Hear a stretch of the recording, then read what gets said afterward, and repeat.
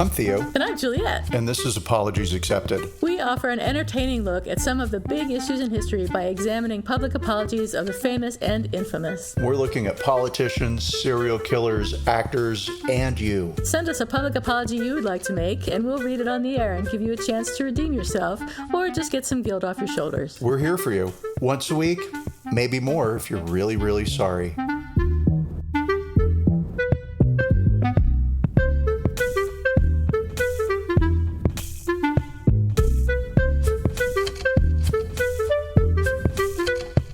Hi, everybody. I'm not Juliet.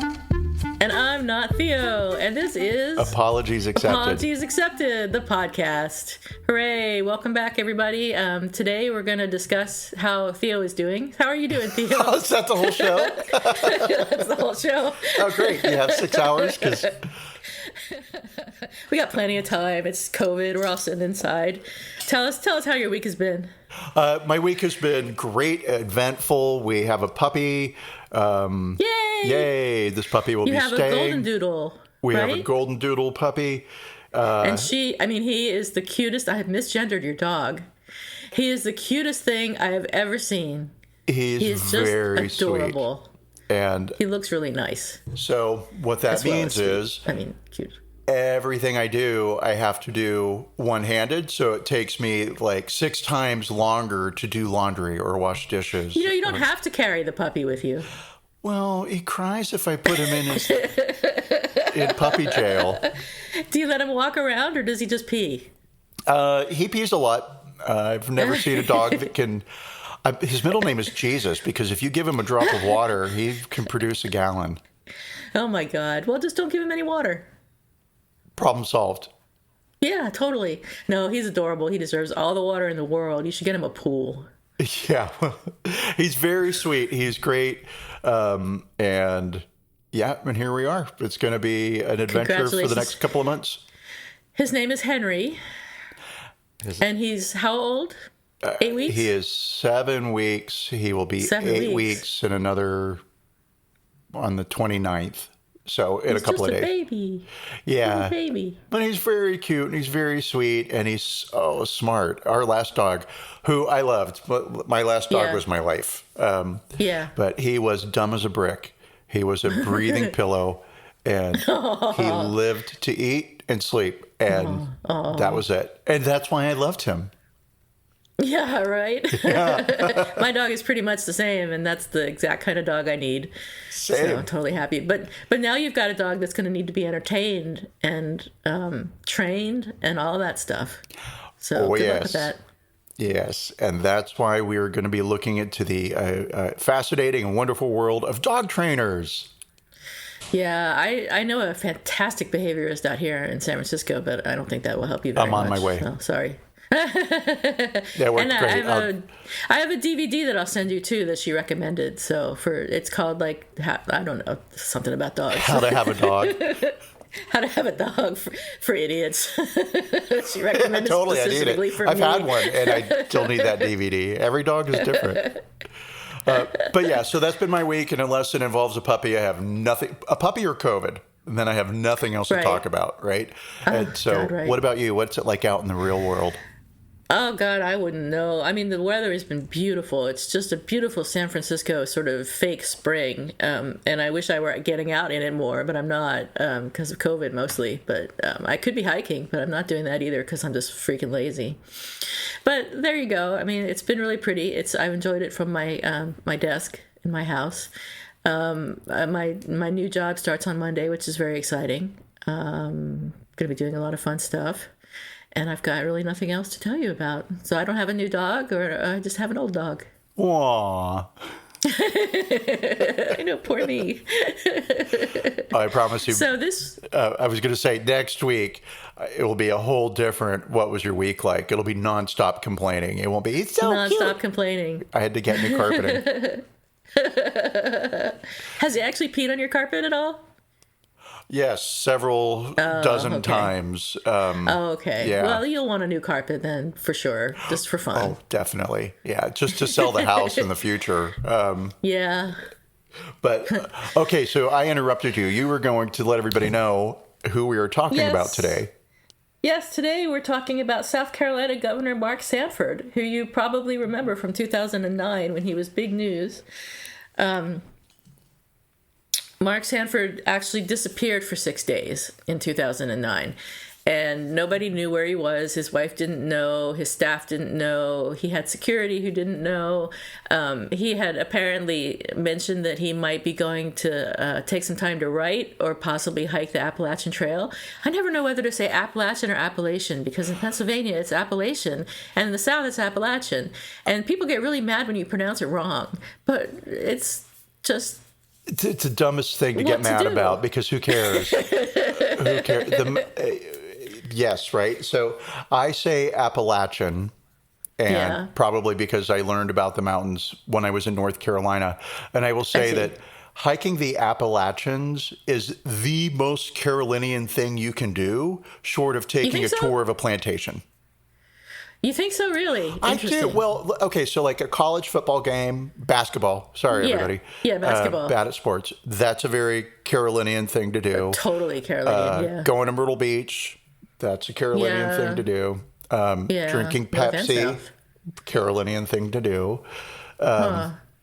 So, hiking I never thought trail? about hiking the trail. Well, it's just... But I'm sure you're right. I just don't know anybody, so I don't know what people do. Well, I mean, anyway, I guess we'll get to that when we get to the apology, but it's just we'll get to that. It's such a... I was thinking about my constituents, so I was not paying attention to the argument between my two colleagues. It's just one of those statements that's like, I'm such a hard worker, I'm so devoted to my state. Right. Well, while he was devoted to his state, he was not answering the phone or email or text. His wife apparently had told him 2 weeks earlier to get out of the house and not to contact them, which I guess he took to an extreme. But she also specifically told him not to visit his mistress. So she knew about a mistress, and there were some stories that he was going to take some time to write, because he'd written a book in the past, and I think he might have mentioned that. But some people were afraid that he was missing completely. Although apparently his disappearing was not, this was not the first time he had disappeared, but it was always for shorter periods. Right. It seems like going off radar was sort of a normal thing. What was exceptional with this was the length of time. I mean, what an asshole. I just got to say, you just don't disappear on your family, no matter for how short a period. I mean, you don't even go away for 3 hours and not answer texts and emails. It's like, if your husband or wife texts you, you kind of respond when you notice the text. Even if you're getting separated, you kind of respond, even if it's like, fuck you.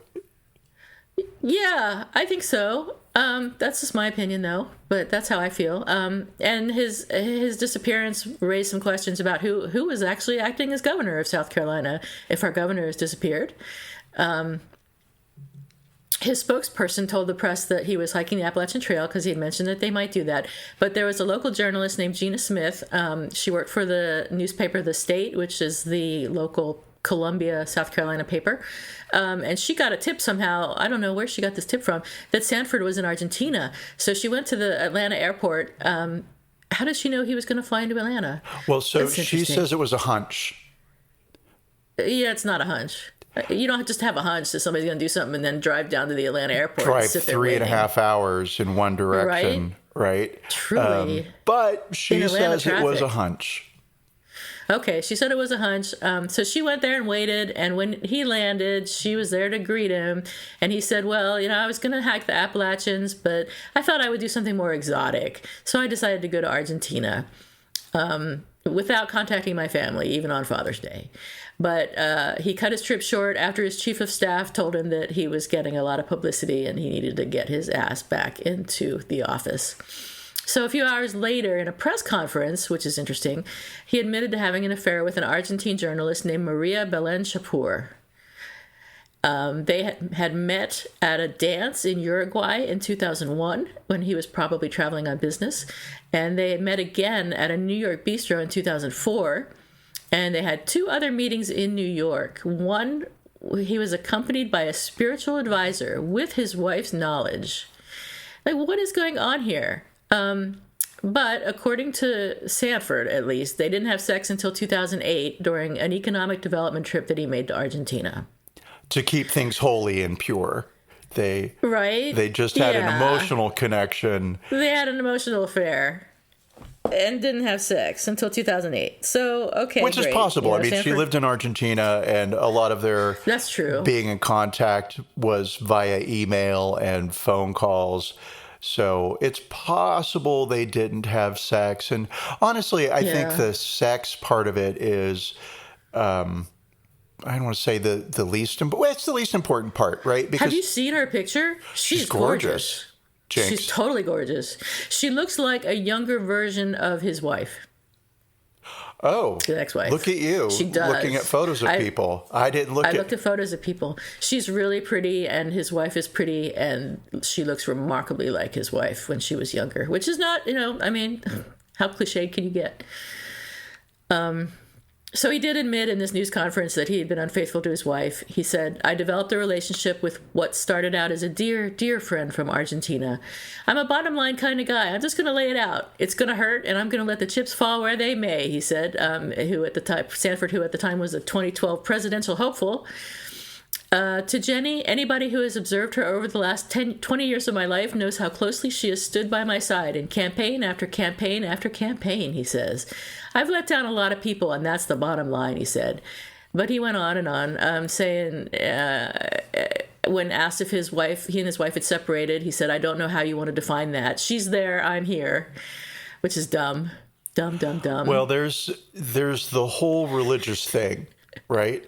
And so he's having a hard time answering that question. I see. Because divorce is kind of against God's law if you're super Christian-y, isn't it? Well, I don't know if it is in the Baptist religion. Affairs are, right? Yeah, affairs totally are. So even if it's not divorce, I'm going to shut up because there's too much here. It's crazy. He said, what I did was wrong, period. I spent the last 5 days crying in Argentina, which I don't believe for 1 minute. Oh, give me a break. Crying into... Right, like, he would just go home if he felt so bad. Just go home and talk to your wife, but whatever. So then on June 30th, in an interview with the Associated Press, he called Shapur his soulmate, although he said he'd try to fall back in love with his wife, which, thanks a lot, don't do me any favors. He also said he had crossed the lines with a handful of other women during his 20 years of marriage, but not as far as he did with his mistress. Quote, there was a handful of instances wherein I crossed the lines I shouldn't have crossed as a married man, but never crossed the ultimate line, unquote. Like, thanks for the information. Yeah, I mean, it's just, I'll keep going. Okay. So he also told reporters that months before his affair became public, he had sought counsel with the religious organization called The Family that he'd become a member of when he was a representative in D.C. from 1995 to 2001, and which is also known as the Fellowship, and is one of the most politically well-connected ministries in the world. Sociologist D. Michael Lindsay, who studies the evangelical movement, said that the Fellowship has relationships with pretty much every world leader, good and bad, and there are not many organizations in the world that can claim that. And Rob Schenck, who's founder of the Washington, D.C. Faith and Action in the nation's capital, said that the mystique of the Fellowship has helped it gain entree into almost impossible places in the capital. The Fellowship's reach into governments around the world is almost impossible to overstate or even grasp, said David Kuo, a former special assistant in George W. Bush's Office of Faith-Based and Community Initiatives. The investigative reporter Jeff Charlotte did intensive research in the Fellowship's archives before they were closed to the public, and also spent a month in 2002 living in a Fellowship house near D.C.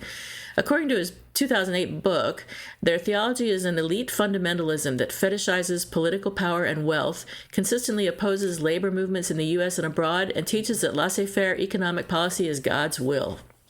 So what he thinks is that they're... Go ahead. Oh, no, I was going to say it's one of those very specific organizations or cults, if you will, that says... You're in power because God favors you. So you don't need to feel any guilt for being rich. Exactly. And it's supposed to be against God's law or something. I don't know. So if you somehow make it to their fellowship, you deserve it. You have God's favor. And it doesn't matter what you do. Everything we will you do support is okay. you. Everything you do is okay. You will be forgiven instantly by God. And that's literally what they teach. And it's because they're doing God's work by making God's laws into laws. That's right. And he also speaks very positively of people like Hitler, Stalin, and other powerful men. I'm going to stop you right there. There is something to be said for getting the trains to run on time. And I think that was Hitler's big campaign promise. So this theological teaching of instant forgiveness has given powerful men an excuse for whatever they do, whether they're misdeeds or crimes, and allows them to avoid accepting responsibility or accountability, because whatever they're doing is right in the eyes of God, and it is furtherance of the mission, which is, I guess, to get them into power and get them more money, and that seems to be the extent of it. I don't know what they think God's will is, because it seems very very vague. God's will is whatever they decide it is. Yeah, whatever's working for them in the moment. Yeah, there's a series. Oh my God, there's a documentary on Netflix called The Family, which goes into this organization in great detail, and it's very well done. It's done by a Jewish documentarian who went undercover into this Christian household to become one of the friends of the family and learn about, like, what do they do? How do they do it? And it was interesting because they almost seemed to get him into their fold. There's a couple of times where the documentarian, whose name I don't remember, says something like, "It's not Jeff Charlotte, is it?" No, it's okay. No idea. I can't. Oh gosh, I'll have to. Okay. If only there was some way that I could tap on a keyboard and find out, but life isn't magic that way. But anyway, so he says something like, "Oh, they're really good guys and they're very sincere in their beliefs." And it's like, honey, are you fucking paying attention to who these people are and what they're talking about? Because they're just waiting to be fully in power and control all branches of the government. And they've almost got the judicial, right? Brett Kavanaugh is not there by some accident. And I know that, like, the Federalist. Yeah, sure. But Avenue C, I don't know that Brett Kavanaugh is affiliated with Avenue C, but there is this brand of Christianity that's very, whatever we do is fine as long as we are the ones that do it. The documentarian is Jesse Moss, and it was based on the book by Jeff Charlotte. Oh, okay. So you were right. Even writer, right. But yeah, the fellowship owns a house in D.C. called C Street, and a bunch of mostly Republican Congress people live there and eat up the doctrine, I guess. And they host weekly prayer breakfasts there and weekly dinners, an annual ambassador luncheon, and receptions for foreign dignitaries. So they obviously have a great deal of political power that is not really widely known, although maybe it is after the documentary. I don't know. They rely totally on private donations, and they got like $13 million in 2007. Oh, it's ridiculous. And I saw this documentary a few, pre-pandemic. Days, weeks, months? Okay, like a year ago? Some measure of time that means more than one sunrise. More than one year. And yeah, it's just crazy how powerful they are. And they sort of flew under the radar for 30 years or whatever. But there were 3 Avenue C guys all around the same time as Mark Sanford, who all had adulterous affairs. And C Street, yeah. And I really want to upgrade them. They all had adulterous affairs at the same time. That's right. And they all actually suffered from it to some extent. I think only, what's his name, is the one that's still a politician, right? Or the other 2 are as well. I don't know. The other 2 were names that rang very faint bells, but then anytime there's a politician who has an affair, I just immediately get so bored with the story because it's always the same story. It's always the same story. And they think it's so special and that they deserve so much consideration for something that apparently everyone does. And Sanford wasn't done apologizing, so he talked to his cabinet the same week he held the press conference and said, based on the way that I disappointed my wife, my boys, close friends, family, South Carolinians at large, I think always the question you have to ask yourself in the context of leadership is what it all means and where do we go from here? And so I've been doing a lot of soul searching on that front, and what I find interesting is the story of David and the way in which he fell mightily. He fell in very, very significant ways, but then picked up the pieces and built from there. It really began with a larger quest well expressed in the book of Psalms on the notion of humility towards other, humility in one's own spirit. At the epicenter of the administrative team really rests with the cabinet, and inasmuch I had not had a chance to apologize to you all personally, I wanted to do so. I made general apologies to the people of South Carolina and the staff at large, but you all are really the epicenter of that team that through about 65,000 state employees serves the people of South Carolina, so I wanted to generally apologize to every one of you for letting you down. The larger question of leadership is what does it mean? Where do we go from here? I think part of what it means going forward is every one of you all have specific duties to the people of South Carolina that you have to perform, and that is with or without me doing right on a given day or me doing wrong on a given day. Those responsibilities still exist. You all better do your job while I'm not doing mine. How that turned into a lecture to the people he was supposed to be apologizing to, I don't know, but I would have been really pissed off if I were one of the people he was talking to at that point. Frankly. I am pissed off, and I don't work for him. I don't work for him. I mean, come on. Anyway. No, you're right. You're right. Absolutely. So the scandal made national headlines. It also led to his censure by the South Carolina General Assembly and led to his resignation as chair of the Republican Governors Association, but he did complete his second term as governor. The state legislature tried to impeach him, but an ad hoc committee unanimously voted to remove the charges from the majority of charges, at least, from the investigation, and voted 6-1 against impeachment, stating that, quote, the legislature had better things to do, unquote. That's a long way from Clinton and Lewinsky. It's a very long way from Clinton and Lewinsky, who, by the way, Mark Sanford voted to impeach for having an affair. I bet he did. No, for lying about the affair. Well, lying about the affair, but then... He didn't lie about his affair. He said, I had an affair after he got caught, right? So he took a one-year hiatus. Told the truth after he got caught, right? That's exactly right, yeah. He took a one-year hiatus from politics in 2011 and then ran for Congress again in 2013 for his old seat, which the election which he won, and he served in Congress from 2013 to 2019.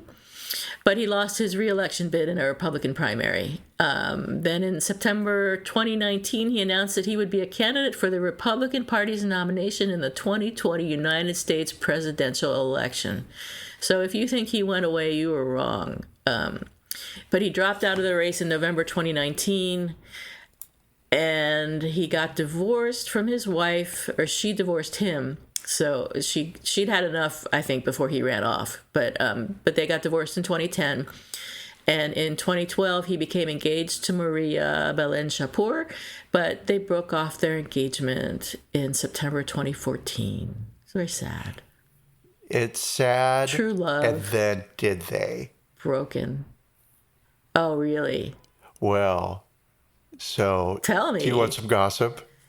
I totally want some gossip. Of course you do. Gotta liven this show up. That's the only thing that makes these stories interesting, right? It's that's right. Oh, yeah, I could see where I might be in the same position and I'm blah, blah, or, yay, judgy, you're a bad person, right? Yeah. Fine. We can all relate on some level. Part. We've either been there or it's been done to us or, we've judged somebody for doing it.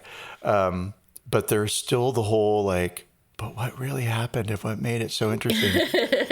And gossip is a sin. I will remind all of our listeners. So it's not gossip. It's like social lubrication or something. Right. It's not gossip. It's information passing. I think you can say whatever you want as long as you just mention God a lot while you're saying it. Yeah. Right. So God's will. Yeah. Which takes me to one of my favorite quotes where Mark Sanford had written something on Facebook after his apology tour where he was trying to apologize still even more to people. Yeah. And in his Facebook post, he said his current struggles. Sanford tied his current struggles to his Christian faith and said he is trying to handle his situation in the manner he believes Christ would have. Because you remember that time that Jesus went hiking on the Appalachian Trail? Totally. How many times did Jesus have affairs? I mean, it's just countless. There's books on it. Yeah, there's endless books on it. Okay, so... Oh, you know that whole Holy Blood, Holy Grail about how Jesus had a kid? No. Dan Brown wrote a book on it, The Da Vinci Code. Oh, God, Dan Brown. Of course really? You do. You know that one. No, I don't. I don't know that one, but it sounds intriguing. Oh, so he had an illegitimate child who was sent to France. Was it Mary Magdalene's child? I think it was Mary Magdalene's child. And they weren't married, and it's kind of like... Jesus had an illegitimate child. Was that child a bastard? What does that mean for Christianity? Yeah. Okay, let's see. So enough picking on Christianity. But, I mean, the God stuff isn't really the gossipy stuff. I just find the hypocrisy worth noting. I did wrong, but God did too. Let's see here. Okay, so our gossip stuff. So what happened? Jenny divorces him, and then he gets engaged to Maria Belén. And I'm going to say he is the luckiest guy in the world because she speaks 3 languages fluently: Mandarin, Chinese, English, Portuguese. And then Spanish was listed as one of the other languages that she's conversant in. So there's 4. She's apparently from a very wealthy Argentinian family. Argentinian? Sure. Argentinian? Yeah, it's Argentinian. Argentine? I don't know. She's from a really wealthy family from Argentina. Argentina, yeah. And let's see here. And so Jenny, the first wife, not a fan of this Maria Belén situation. And Maria kind of hung out in the background and tried not to be a focus of the story. Good luck, right? Because you're beautiful, you're multilingual, you're wealthy. And you're a reporter. So there's tons of film out there on the internet of you reporting. Like she was in New York on September 11th. And so she covered the September 11th. Oh my God, did we just call it September 11th or 9/11, right? Yeah. I was trying to think of like the war on America. What's that day called? September 11th. Simple. So Jenny was upset, and she had full custody of their kids, but she filed a legal request to let's look at our divorce again and let's look at the kids again because I need to do some things here as a good mom, right? And basically what she said was that she didn't want her husband to be taking illegal drugs or drinking excessively around the children. Right. And that she didn't want her children to be in the same house overnight with any woman who could be construed as his paramour. So, yeah, nice vocabulary use there, Jenny. Wow. Yeah. And is this the Facebook post where she said she didn't, or the court thing where she said she didn't want the children having airplanes flown at them? No, That was a requirement that he not fly airplanes at the children. I was like, what? Are these like real airplanes? I mean, maybe because the reason we didn't go into Mark Sanford's background is his dad's a surgeon. He grew up wealthy. And there's not a lot there on the internet about his background. Yeah. And I'm sure that's all very much on purpose. Let's see here. So Jenny files this this lawsuit, right? Or this request to renegotiate their divorce, not so much settlement, but like around the kids. And Mark comes back and says, oh, she's just trying to do that to embarrass me. But it seems to get his attention because he breaks up with Maria. Now, this is the woman that he has spent 6 days with in Argentina, went offline, comes back. There's this massive media storm around him. He's completely surprised that anybody cares this much at all. And he's standing behind the microphone and he just tells everybody the truth. Right. Yeah. Which isn't really the typical move of a politician. Usually because I'm a politician too. Yeah. Yeah. You know, you talk about how other people need to be doing their jobs, right? And you talk about God a lot. And then you hope that nobody really notices you, but they remember you in the voting booth. Cool. Right. I have just defined American politics. You're welcome. And so Maria, according to Mark, wasn't thrilled about this lawsuit, and it created some tensions, and they decided to split. There's not a lot out there from Maria Belén Shapur on her personal life. And that's on purpose. She's been very clear that her personal life is personal and her professional work speaks for itself. So her on-camera stuff, her writing, it's all there. Can read her, great. But her life is her life. Total respect. Absolutely. I see. But she did share some of her personal feelings with the New York Times. Oh, good for her. Yes. So I'm just going to read straight from the New York Times. Please don't sue me, New York Times. Over the intervening months, the relationship collapsed. This is after they have broken off their engagement, right? Okay. This is the woman that he confessed his love for to the world. This is his soulmate, right? His soulmate. His soulmate. And so over the intervening months, the relationship collapsed as the two argued over a wedding date. Ms. Shapur said in an interview on Saturday. Ms. Shapur said Mr. Sanford had asked to delay the marriage by 2 more years when his son Blake would no longer be a minor and a divorce fight with his ex-wife over visitation rights would be moot. I've already been 5 years waiting and 2 years since the engagement, she said. Ms. Shapur was speaking from Paris, where she had just spent the week with Mr. Sanford. We had a great time here. We were like in a honeymoon, she said. I thought he might tell me, okay, let's put a date, end of 2015. But that didn't happen. That's why I wrote to him. I had a spectacular week. You know I love you, but I don't want to continue the category of I don't want to continue in the category of mistress. And if we continue like this, I continue in that category and I can't bear it anymore. It has been really painful to me. Yeah. She continued. His response was 24 months. If not, I'll say goodbye and I will look for you in 24 months. Wow. She said she had asked him to make their break public, but that Mr. Sanford did not warn her before announcing it on Facebook on Friday, catching her off guard. I learned it from the press today, she said.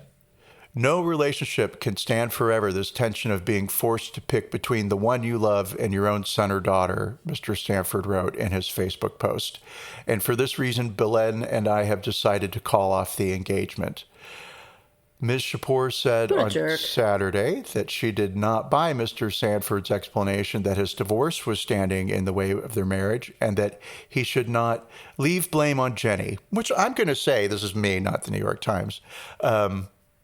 I think that's really adult of her. Yeah. You know? Yeah. On the one hand. On the other hand, she did have an adulterous sexual affair with this guy that she has known for 10 years, initially as a friend. And he sent her Christmas cards that were photos of the family in front of, you know, the standard American. Oh, my God. Yep. So she saw plenty of, standard American family standing around the Christmas tree, Jenny and my 4 sons. But okay, but still, even still, I thought that was very adult of her to say. Yeah. Ms. Shapur said she felt as if she had been cast aside now that Mr. Sanford was back in political office. I think that I was not useful to him anymore. He made the engagement thing for 4 months before the elections. So this is not about his son. This is about his career and his ambitions. Mr. Sanford, she said, truly was the love of my life. But she added, in 24 months, what is it going to be? And I don't know, I mean, there's always this person that we fall in love with who's no good for us, who is just our friends don't like, damaging to our lives, and we love them and we throw everything away for them, right? And so you could say like, oh, he did that for her. I get the sense that she's doing that for him.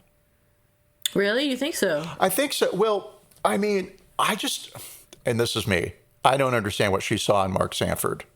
Right, I don't either. I looked at her and I'm like, wow, you're beautiful. You could have done a lot better. Obviously smart. You could have done a lot better. Do you just have a thing for guys from South Carolina? Or he owns a real estate company, but, what could you, I mean, I just don't see it, right? And also she's not an American, and she doesn't want to be an American.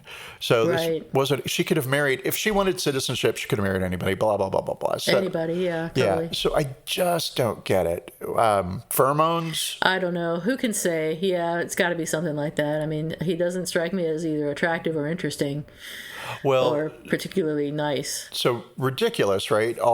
Just all of it. There's over the top. Oh my God, the love of my life. Oh, there's love of. And I know people do fall in love high, but fine.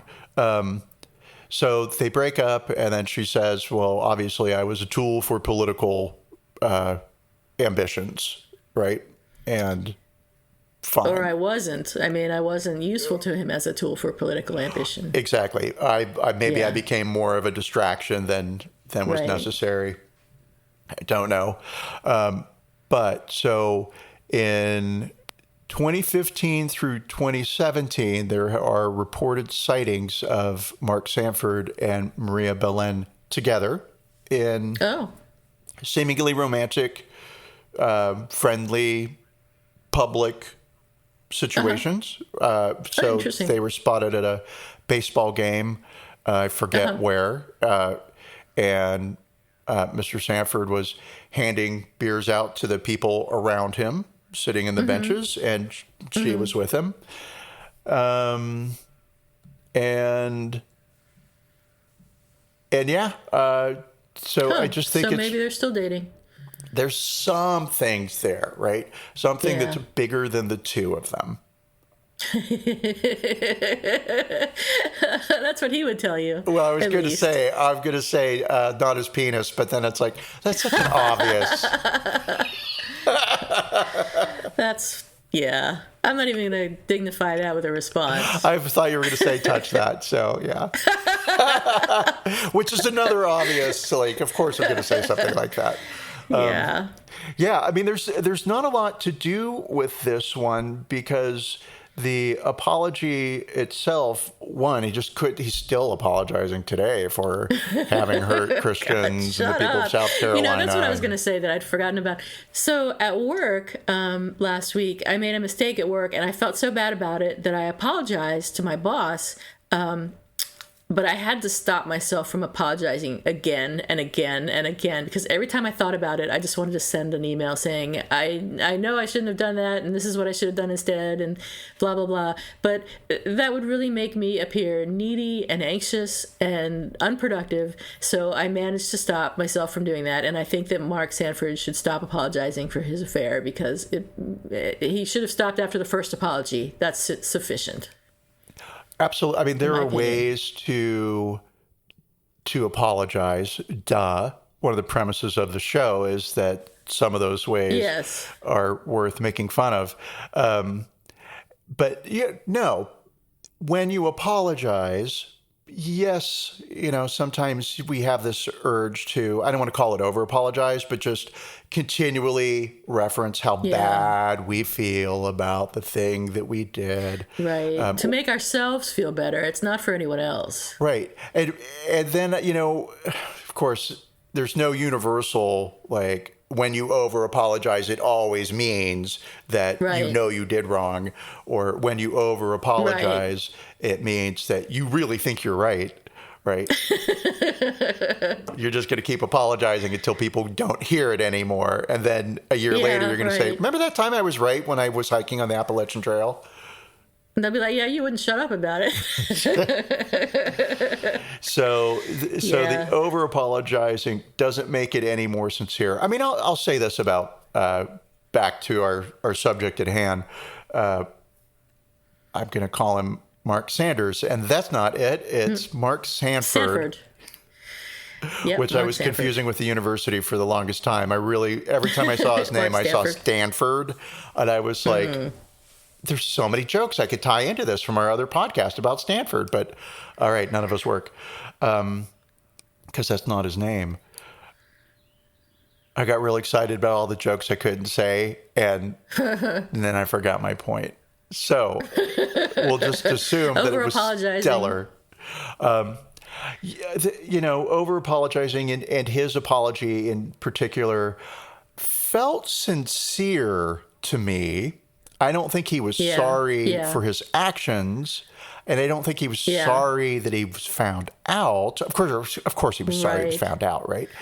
But I just think it was this moment of, here's this guy who's just kind of been doing whatever he wants to do and getting away with it, and used to being in power, and used to having control, and used to spinning a narrative. And all of a sudden, it's coming out that, oh, he's separated from his wife, like legally separated from his wife. Oh, he was having an affair with a woman who was also married at the time. I don't know if she was. Oh, she was? Well, so they had gotten separated. I don't know how long that separation was. I called her husband, but he hasn't returned my phone calls. No. So, yes, she was married at one point.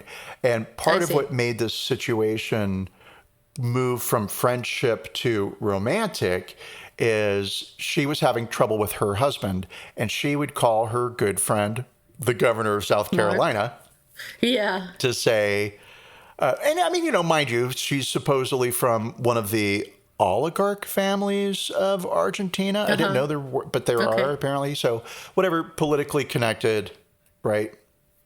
So he would, air quotes around counsel, he would talk to her about like, oh, you're getting bad feelings from your husband and you're not having a great time. Well, have you tried this? Have you prayed about that? Blah, blah, blah.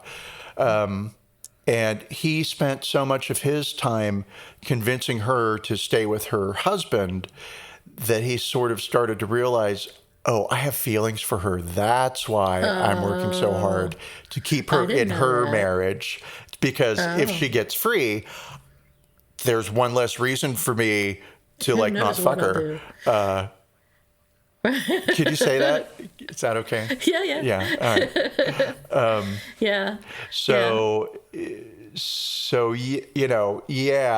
There's all of that. And I think it's not so much like, oh, this is the moment where he just decides to come clean. But as he says, he's just going to tell the truth and let the chips fall where they may.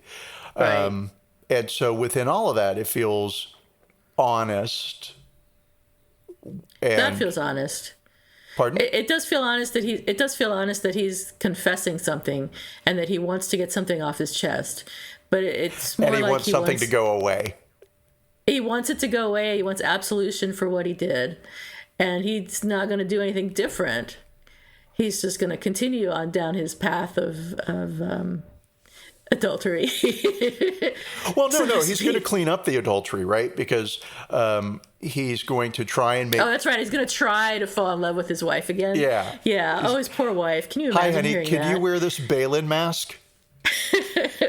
Can you speak to me with a Spanish accent like Hilaria? Oh, my God. Hilaria. Oh, yeah, Hilaria. How dare you not get my joke? About her. No recuerdo. So he was not, he was honest, but he was not maybe sincere in what he was looking for.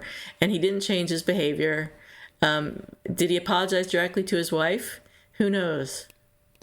I would say, who knows? And then sort of course, Probably all this is not. hindsight. It becomes a who cares, right?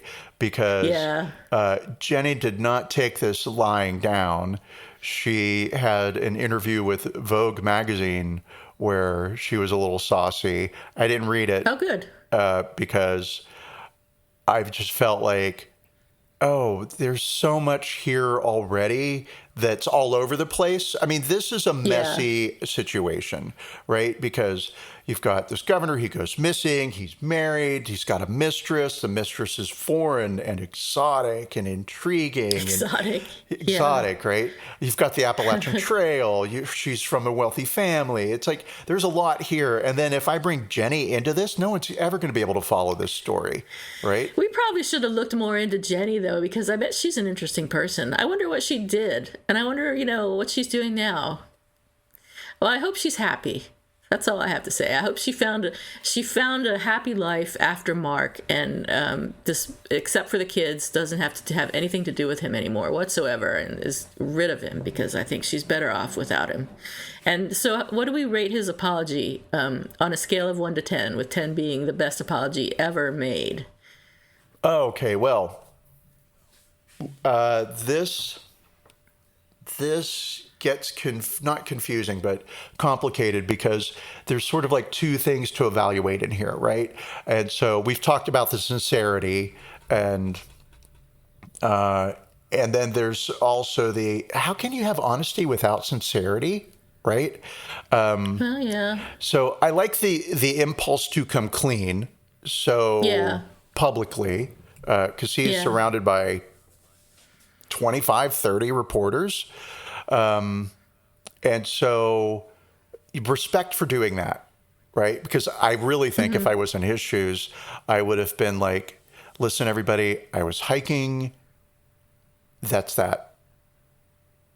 You know what, though? Every single married man who has an affair says they're going to try and go back to their wives at some point, I think. I don't think that anyone ever has an affair and then just gets a divorce and marries their partner. I think that's really rare. I think it goes through a lot of agonizing decisions. Yeah, whatever. I think Mark Sanford's an asshole. So I personally give this apology a 5, because I think that some part of him wanted to do the right thing, and the apology itself was reasonable.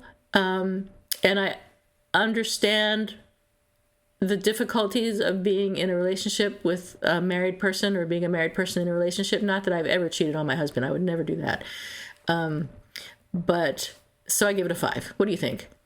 I don't think you would ever cheat on your husband. Thank you. You're welcome. It's same, in case James ever hears this podcast. Totally. Never. You wouldn't cheat on my husband either. It's a 5 for me, and it's a 5 for me because on the one hand, that impulse towards truth, which was very apparent in the video. Yeah, I mean, that to me is like, okay, that's an 8. That's like real honest, forthcoming. But then so much bullshit. It's a 3, and 3 minus 8 is -7. But 8 minus 3 is 5. And once again, math 5. Is an inexact science. It's an art, really. It is. It's an art. It's one of the forgotten humanities. Gets a 5. His wife Jenny gets a 10. Maria Belen-Shapur gets a 5, because she had an affair with a married man, which is not so great, and that she tried to do the right thing, sort of, but yeah, it's a 5. So there you are. I hope that Sanford does not run for president again. Although, so I was going to ask you about this. So it seems like the fellowship is behind Trump now. Well, and yes, they're supporting him and I would in even flip that. I wouldn't say that. Yeah, they're behind him, but more it's like, oh, we've got somebody who will do what we tell them to do. Right? Because you think he does? Trump is a useful idiot. He appointed so many Christian conservative judges in their 30s to lifetime positions on the bench. God, right? And these people want to do more than just simply outlaw abortion, right? Because if that's what they wanted to do, then they could spend all their money and all their effort and all their time into like creating marches and public relation campaigns and blah, blah. But they're interested in doing a lot more than just one single thing, right? Yes, sadly, scarily, yes.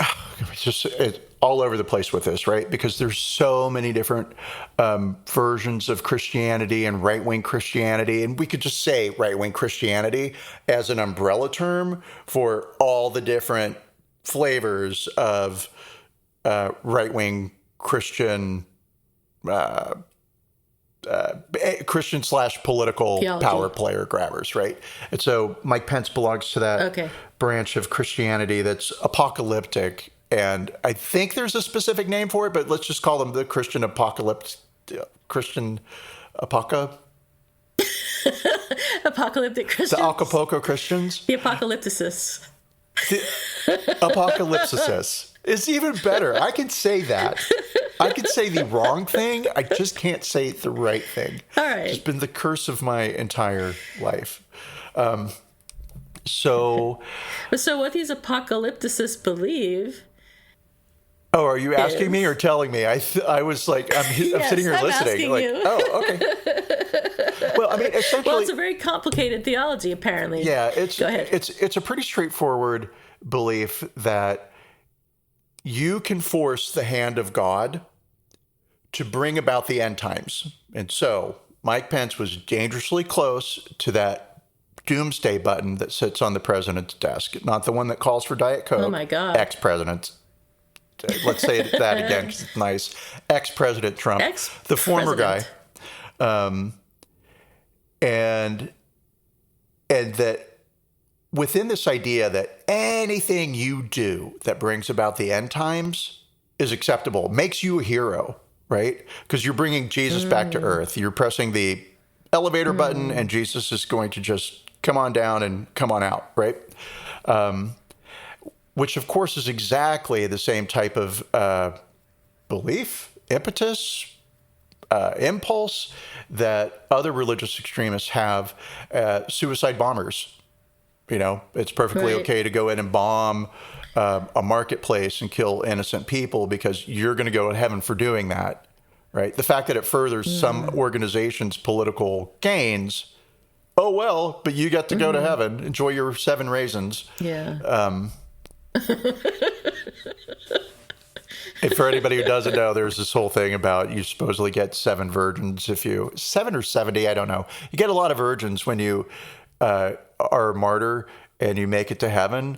And what are you fucking supposed to do with the virgins in heaven? Because, like, you don't think you can have sex in heaven? I don't think you can have sex. I don't think you should have sex in heaven. Do you think it would be heaven without having sex for many people? With many people? Many people. Not everyone, but people like some of our friends. So heaven is like a troop of bonobo chimpanzees, and everybody is just fucking everybody left, right, and center. Good morning. It's an ongoing orgy.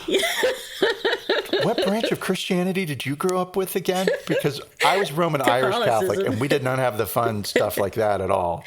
Yeah. God was watching you, and the devil was too. You're genitalless with wings. That's the best. That's totally the best. With wings. With wings. Sorry, I'm just imagining getting smacked in the face by a flying penis, but not in a sexy way. Oh my God. Supposedly, yes. I think that's the whole point of it all. So anyway, we're all doomed because of these apocalyptic Christians who believe they can do whatever they want. We're all doomed. Because of your joke about Christianity. Because of these apocalyptic Christians who are in power or were in power before Joe, good old Joe. Many of whom are still in power. They are still in power in local, state, and other judicial benches. Governments. They're arguably within the Supreme Court. I mean, Amy Coney Barrett, I don't think she'd be too far behind Mike Pence and pushing that button. Marjorie Green person. Oh my God. Whatever her name is. They're crazy. I don't even want to know her name, and I do. And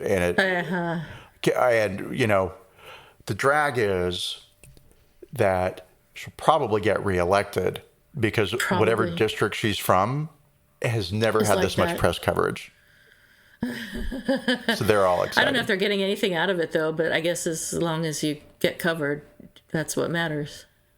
How did I end up in this world? Of all the possible worlds, how did we end up in this one? We just woke up one morning generals have wings. Oh, well, what a heavenly world that would be. Oh, God. Like I said. Yeah. You're in for a big disappointment when you get to heaven. I'm sorry. I'd just be the one to tell you. My heaven is just horses and grass and beaches. And no genitals. Mai Tais, which gets back to my point genitals. of no sex in heaven. Right. Yeah. Why do you need to have sex? You've got everything else.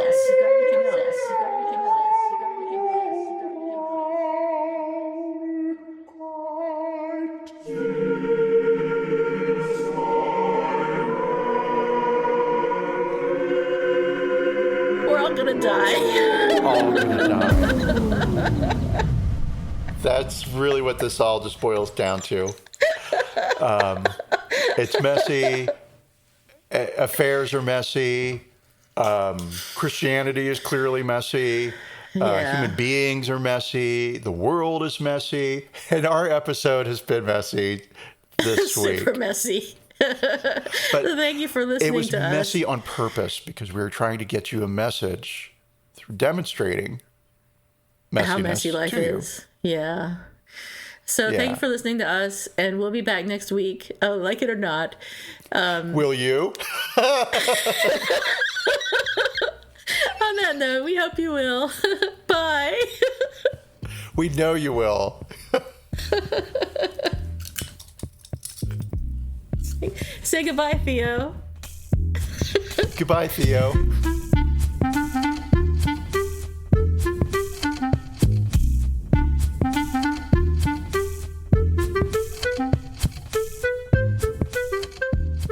Thank you for listening to Apologies Accepted, the podcast. You can find links to articles and the sources in the show notes. To submit an apology or find out more, visit us at apologiesaccepted.net, where you can also find our merchandise. We're on Twitter at Apologies Accepted. And on Instagram at apologies.accepted. You can support our important work at Patreon.com/Apologies Accepted. And fuck Facebook.